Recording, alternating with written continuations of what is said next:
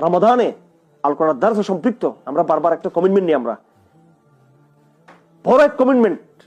এটা আমার আজকের আলোচনার সবচেয়ে ইম্পর্টেন্ট কথা হচ্ছে এটা। প্লিজ আপনারা সবাই কিয়ামুল লাইল করবেন যতটুকু সম্ভব।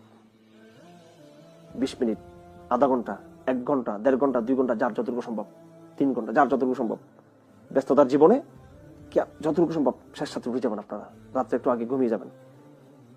পুরো দিনে রাত্রে যে কোরআনটুকু আপনি মুখস্থ করেছেন, কোরআনের শব্দ শিখেছেন, কোরআন নির্বাচিত আয়াত মুখস্থ করেছেন, সূরা মুখস্থ করেছেন, সেগুলোকে আপনি আল্লাহর কাছে, আল্লাহর দরবারে পেশ করে দিবেন শেষ রাত্রে।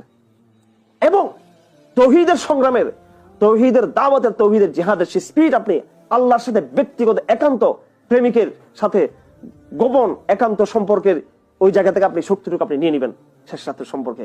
দেখবেন আপনার অন্তরে ঈমানের আলো জাগ্রত হয়ে গেছে। আপনাকে আল্লাহ পাক ইলম দান করবেন, এমন ইলম উইদাউট গ্রামার ব্যতীত, ব্যাকরণ ব্যতীত ওই ইলম আল্লাহকে দিবেন।